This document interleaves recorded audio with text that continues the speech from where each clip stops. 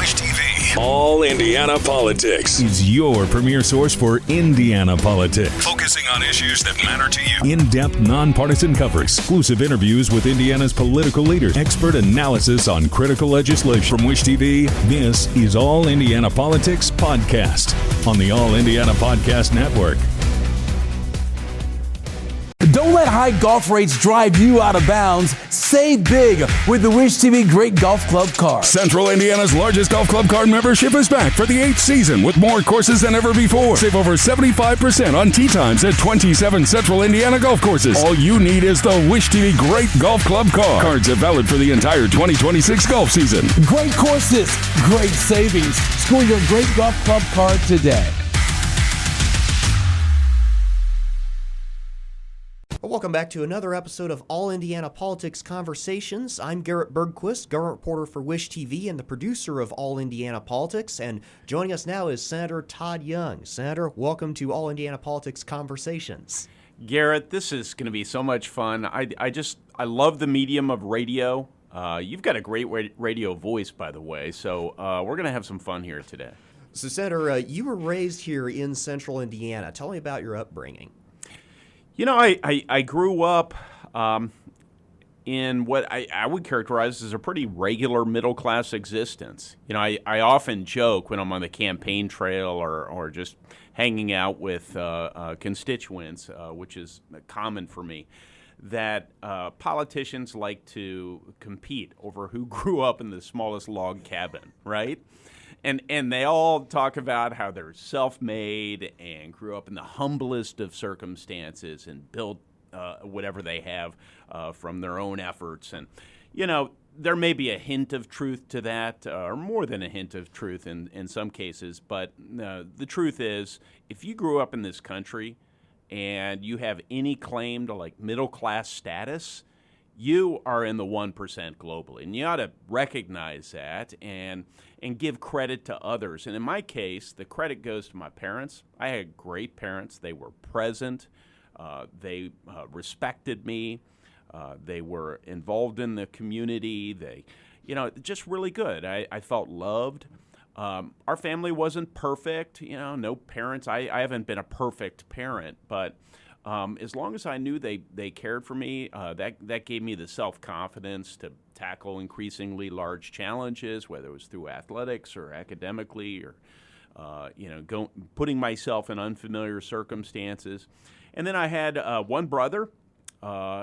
He's 3 years older than me. He lives up in the kind of Noblesville area. And I've got a younger sister. She lives in Carmel, which is where I spent most of my formative years.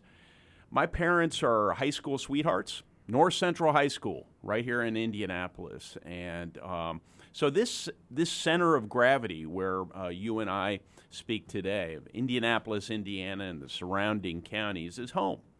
And I love it. I love the soil. I love the people. I love the culture. And there is a distinct subculture in this area. I think it's very comfortable and inviting and unpretentious.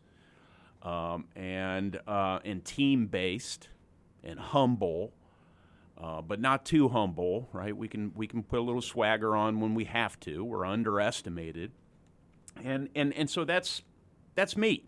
I am of this place. I am for this place, and it's an important part of who I am. And it was instilled in me by a great family and a supportive community. You played on the U.S. Naval Academy soccer team. What first drew you to soccer? I was at Mohawk Trails Elementary School on recess one day. That was in Carmel, Indiana. And I was a short kid, small in stature, not particularly impressive physically, and smaller than the other guys. And they were picking people for the team out on recess one day, and I don't remember exactly how the conversation went, but Mom tells me you came home and you didn't like how recess went. And so they signed me up, and my brother played too, for Carmel Dad's Club Soccer. in Carmel, Indiana. So that was when I started, and I immediately took to it. I was very aggressive. My size, it can be an equalizing sport. You can make up for your weaknesses in one area by strengths in another area. I was a pretty smart player on balance, I think, and I started to grow over the years, although I never grew particularly large, and I worked really hard.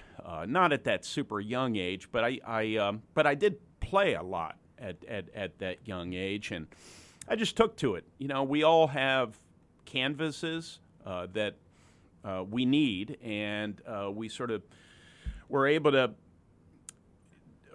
to populate that canvas with whatever we need at that point in life. And I needed a canvas to work on, and I needed something to do, and I needed something to get good at, to grow my self-confidence, and to earn the respect, especially of fellow males, my peer group, and all of that I accomplished through soccer, and I made some friends along the way. I was kind of a introverted kid, but my kids on my team, we connected. We were buddies, and that was important too. So soccer was really important in my life, and then I got good enough that, we won a state championship in '87 at Carmel, and then was runner-up a couple of times, and then I sort of finagled my way into the Naval Academy, and I used soccer to help do so. Yeah, tell me how you did that.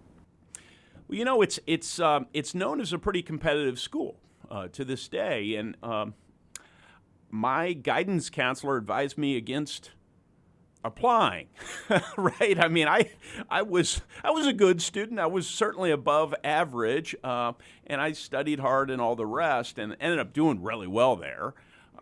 But with that said, I just didn't have like the test scores and the grades that were in the zone. So he wasn't wrong. But I saw an image, and it was mostly the image to accompany an article in Soccer America magazine. It's still around, but it's mostly digital these days. But picking up a hard copy of Soccer America magazine was like a ritual for many of us young people back in the 80s and 90s. And I saw a picture of the U.S. Naval Academy soccer team, and I was dreaming a lot about what I was going to do in the future, and the guy had a high and tight haircut and a sinewy arms and legs and looked really fit and intense, and I didn't know that the Navy had a soccer team.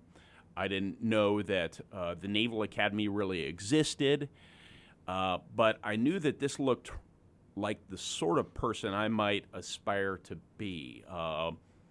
Tough, challenged, playing, playing something I'm good at, involved in that activity, competitive with peers. It just looked like a challenge, and so I wrote the coach not just once, but probably 8 to 10 times. Start off with a note. Hello, my name is Todd Young. I'm interested in playing soccer. The second note was, hello, Dr. Myers. I think you might have overlooked my first note.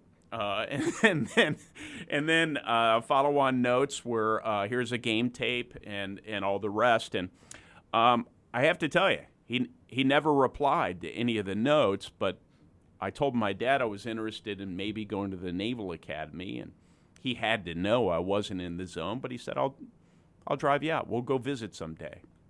So we drove halfway to Annapolis, Maryland. I picked up the phone. I thought I should maybe let the coach know that I was coming to visit him. And I said, Dr. Myers, this is Todd Young. And he said, Todd who? And I said, Doctor, Todd Young, I'm the guy who's written you all those notes. He said, oh, okay, all right, very good. So long story short, he agreed to visit with me. He was polite. I came home. It was likely I would have never heard from him again, but there was a prep school, Naval Academy prep school, that if you're on the bubble, sometimes you get sent to. And he had a couple of spots, a couple of his recruits he was sending there. And one of the young men said, he was no longer interested. He was going to State University. So who did Dr. Myers think of? He thought of the guy who'd written all the notes. He gave me a spot. So I really did sort of slip in through the side door, so to speak. But I think there's a lesson there, about taking,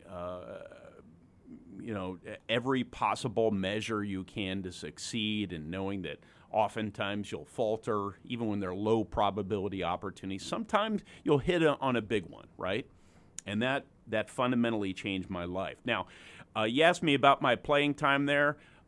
My entrance to the Naval Academy was a lot more interesting than my soccer career once I got there. I flamed out after a couple of years and hit a growth spurt and wasn't all that good in Division I soccer, but it became kind of an unexpected avenue through which I got into a very good school, did very well, and was trained for public leadership at the Naval Academy. So you graduated from the Naval Academy in 1995, correct? Yes. Okay. And then you entered the United States Marine Corps after graduation. Tell me about that. Tell me about your service in the Marines. Yeah, so my service, the Marines are historically known, and this is no doubt formed and shaped by my own biases, my own experience, my own perspective. So I want to make clear that I understand that to any listeners, right? But we pride ourselves in personnel management, in the leadership of Marines, of people, okay? Less so technology, although all our services are required to understand emerging technologies and how they can help us win battles. But I was attracted to parts of the military that involved leading people, and I also was involved to attracted to parts of the military where I would roll around in the dirt, in the mud, and be in the ocean and do physically challenging things. And I was a bit of I desired at that stage in my life adrenaline. I was kind of an adrenaline junkie type. I don't really have that desire anymore, but that was really for a male in the late teens, early 20s. That's kind of how I was built. So went into the Marines, and I didn't get as much of that because of the service, because of the time in which I served. There weren't any major wars going on, because of what the military asked me to do in the Marines. And actually, that was a difficult adjustment for me. I wanted to be a warrior, and it wasn't the most exciting time in my life. It was actually a time where I didn't feel like my skills and my talents and my passions were fully indulged. But that, too, is a maturing exercise, and just wrestling with those disappointments and realities is what adults have to do, right? We don't all get to be, the hero. Sometimes your job is to do the peacetime things and do them very well. And that's what I did. But the privilege of leading those United States Marines, men and women, was something that will always be with me. I will always be a Marine. I'll always be proud to be a Marine. And today, I find myself as a U.S. Senator working with ironically, some of the emerging technology, drones, that I worked with in the Marines. I was an intelligence officer, so we gather information about threats primarily. I was an intelligence officer working with drones on the southern border of the United States to address concerns about border security, human trafficking, drug trafficking. Did the same thing in the Caribbean, off of the Florida Keys, working with the Coast Guard and DEA and various three-letter intelligence agencies. And so in retrospect, those experiences were quite valuable because they gave me a tactical perspective on things I now deal with at the strategic level. That was actually something I was going to ask. What role did your service in the Marines play in shaping your views and some of the things you look at now? Candidly, without getting into details now, but it at once caused me to have great respect for people in uniform, respect for what they are prepared to sacrifice, respect for the trade-offs they make in life in order to enter a service-based profession. And respect because of just the quality of the people, the character you see in our men and women in uniform generally, the extent to which they believe in the mission, all the rest. But it also gave me some visibility into just the humanity, the error they can make, the lack of wisdom that sometimes they show. I think about that as a non-uniformed public servant right now. My job isn't to assume at every turn, like I think some of my colleagues do, that the guys with the stars on, gender-neutral term, guys with the stars on their shoulders are always right. They're not. These aren't masters of the universe. These are people like the rest of us who make all kinds of errors in administrative judgment, operational judgment, who are sometimes prone to making decisions that aren't in the public interest, and so I'm humbled by the quality of people, but I don't regard them as perfect. And I can recall being on the receiving end as a junior officer of some really bad decisions, and it can be incredibly demoralizing to people when that happens. And so I take that away from it. I think it's an insight that's not often emphasized by our public leaders. Instead, there's an inclination to be a little maybe too triumphalist about everything that comes out of the Department of Defense, and I don't share that. What first drew you to politics? Well, the ability to make a positive impact at scale. Public service became something that was a part of me, that became important. I always wanted to serve after spending a few years at the Naval Academy and going off into the military. Even when I didn't enjoy everything that the military had me doing, service was important to me. And when I left the military, this is incredibly common. You hear about this all the time from service members. They missed serving. Now, there are lots of ways to serve. You can serve in volunteer capacities. You can serve, just in your community. I encourage my daughters to visit lonely people in our neighborhood. That's a form of service. Like every time you're matching a personal gift with a need out in the world, that is service.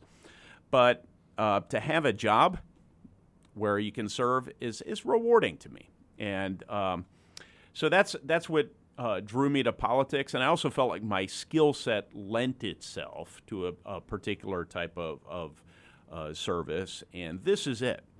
I can forge coalitions. I can get others to make principled compromises, and I, in turn, have to figure out how to make principled compromises. I can come up with hard solutions to long-standing problems. There's a reason people haven't solved certain problems, and I'm good at working with others to develop those solutions. So between what I believe is my aptitude to do some things in the public realm that are constructive, and this ethic of service that was instilled in me a little bit at a young age and then cemented in me at the Naval Academy. That's why I'm here. You were elected during the Tea Party wave in 2010. Tell me about that experience. It was quite the. Some would say maybe characterize it as a circus atmosphere, right? And politics often has a circus atmosphere in the sense that people wear costumes. There's large groupings of people that enjoy the spectacle of it, and there was a lot of that in 2010. That's not an unhealthy thing. People show up for circuses, right? And the metaphor only goes so far, because in this case, people had enough, and I had enough in that atmosphere of decision making in Washington, being inconsistent with what I thought was smart and responsible, especially on fiscal issues, some constitutional issues. And they spoke up. They got involved. They knocked on doors. They showed up for rallies. They put costumes on at times for Tea Party rallies. So I entered that election in the 2010 election cycle about 2 years out, and I built trust very slowly. I was not the guy who went to a rally and captivated thousands with populistic, one-liners, and then the parade came behind me. It was a more painstaking effort on the ground, traveling in my Jeep around a piece of real estate the size of Connecticut, right? And I built trust among local leaders, political leaders, business leaders, grassroots people through all these meetings. And so when the Tea Party movement hit, it was like kindling that had just been lit. And I had prepared the kindling. So I ran against a couple of populistic people in that primary election in 2010, but they chose, sort of inconsistent with what we hear most people say about politics, they chose a more traditional conservatism, a conservatism that preached incrementalism and respecting institutions, not tearing them down, and reforming in ways that were connected to conservative principles, but were not rash, and that were well considered. And this I've been able to do this, fortunately, not just in the Tea Party election, but subsequent elections, kind of respecting the people I serve, Republicans and Democrats alike, not pandering to them, and trying to explain to them the complexity of some of the things we're going to tackle, and then offering to them ideas about how we can tackle that complexity, make their lives better, and make their government more smartly conservative.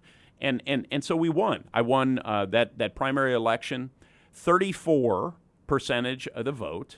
It was essentially a three-person election. The next person was in 32%. The next person below them, 30%. And then you had somebody by the name of Rick Warren, a great guy, but he happened to share the name of the mega pastor, and he got 4% in that election. So that was a breakdown. You never forget a tally like that, and it was a real privilege to be the Republican nominee in the 9th District. We ended up winning in a good year for Republicans. And I'll say, I entered that race as a guy who lived in Bloomington, Indiana, in a very conservative part of the state. So I was the Bloomington Republican in a primary, not a place anybody wants to be. But I would tell folks around the district, I'd say, hey, listen, I'm engaged in missionary work. You want a tough conservative. Bloomington conservatives are the toughest that they come by. What are some things that really surprised you when you got to Congress? Gosh.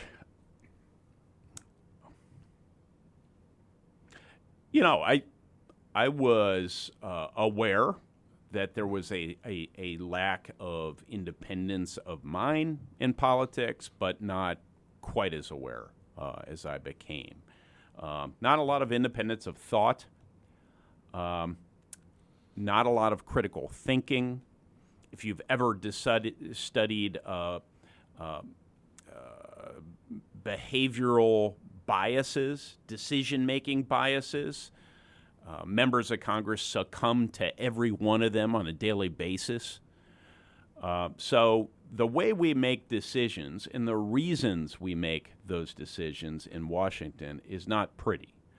But in the long run of history, the system somehow works because it's still the vessel of Congress, generally, House and Senate, is one in which we absorb the collective desires, impulses, wants, sometimes convictions and virtues of the people, and we're able to synthesize those through our elaborate processes and checks and balances and give the people, over the long run, generally what they want. That's a pretty damn good system because very few systems can say that. But that's not to suggest that it's perfect. It's highly imperfect. It's incredibly frustrating. But when it delivers over the long scope of history, which is how you have to look at these things, it reinforces your confidence in it. Yeah, I know we're probably running a little short on time. I want to get to some of the stuff you're working on now. So eventually you got elected to the Senate, and you now serve on the Senate Intelligence Committee. What drew you to that role? Well, I was on, so I'm on various domestic policy committees, the Finance Committee, Commerce, Small Business, and but foreign policy is an area I'm passionate about. The Foreign Relations Committee deals with diplomacy, issues of war powers, really consequential issues, but unfortunately, over the last several decades, it hasn't legislated. Very little legislating. Not a whole lot of oversight, so they don't hold enough hearings to my mind, and I became somewhat frustrated by that. So the Intelligence Committee provided another good outlet for me to work on foreign policy, to draw on my experience in the Marine Corps, because I was a Marine Corps intelligence officer, so I could take that tactical experience and apply it to the issues of the day. The Intel Committee is also the Technology Committee. So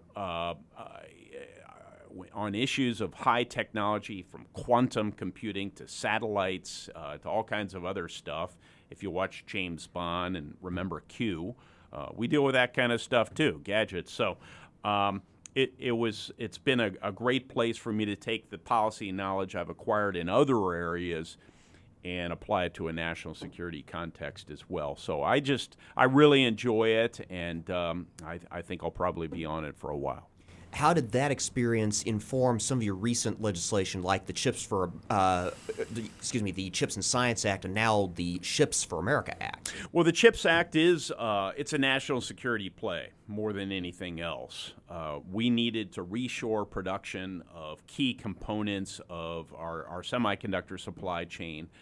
Because a modern economy depends, and our way of life depends on having access to semiconductors, but also because our top weapons systems and critical infrastructure relies on secure, trusted microelectronics. And so it informed it in that sense.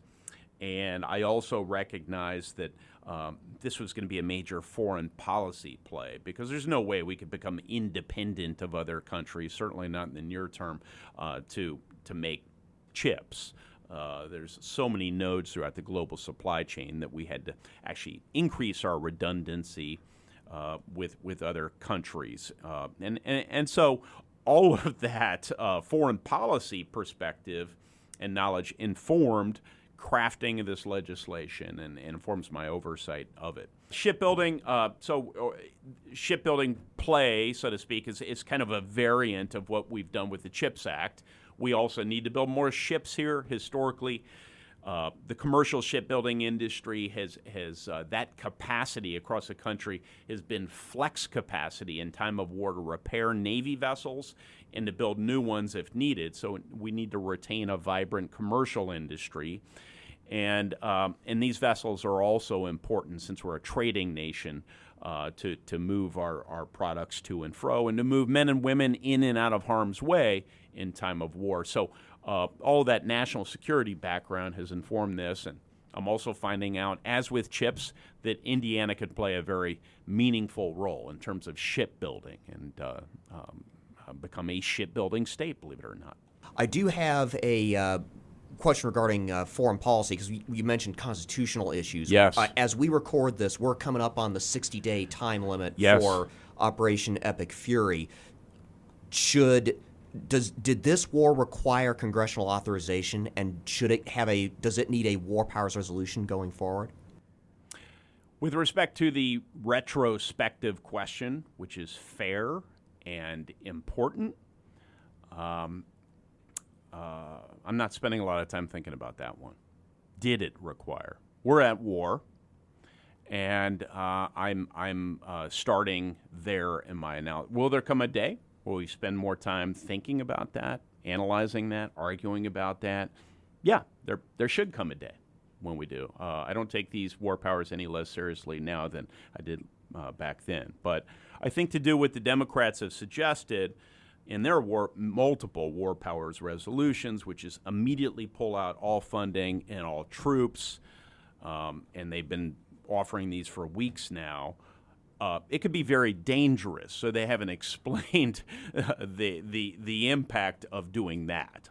I actually think it's mostly a partisan political exercise. But moving forward, we're at 60 days, which under the law, the War Powers Resolution, which for 5 decades has been on the books, I don't know that anyone's ever proposed repealing it formally. So that is the law of the land. The administration has been following it to the letter. And as of Thursday, they will have to provide a plan. And that plan could include an announcement that they're immediately pulling back. It could provide some plan 30 days, over the next 30 days, to withdraw gradually from the region. Or they could work with Congress to authorize military force if they feel like a longer-term commitment is going to be required. So that's what the law says. And for the record, I think they should follow the law. Final question for today. What advice would you have for anyone interested in getting into public office? My advice would be to figure out why you want to do that. Do you want to improve people's lives, or do you want to see yourself on TV, right? That's a pretty important threshold question, right? Obviously, the former, I think, is more preferred than the latter. And then I would say that they should assess their personal gifts and whatever needs out in the world or the community that they feel like they want to address, and figure out how those gifts can connect with the needs out there. And if they say, you know what, as I sort of go through that intellectual analysis, I think I am well equipped to add value to people as their U.S. representative, their town councilor, whatever, then do it. And listen, I respect anybody that puts themselves forward and says, I want to be a public servant. It's not always glamorous these days. It can be a tough job, but it's really, really important work. And I'd offer nothing but encouragement to someone who decides to do it for all the right reasons. Senator Todd Young, thank you for coming in today and joining us for All Indiana Politics Conversations. Thanks, Garrett. It's been a lot of fun. From Wish TV, this is All Indiana Politics Podcast on the All Indiana Podcast Network. Watch All Indiana Politics live Sunday mornings at 9:30 on Wish TV and at wishtv.com. Subscribe to this podcast and listen weekly here on the All Indiana Podcast Network. And be sure to discover even more great podcasts at allindianapodcastnetwork.com.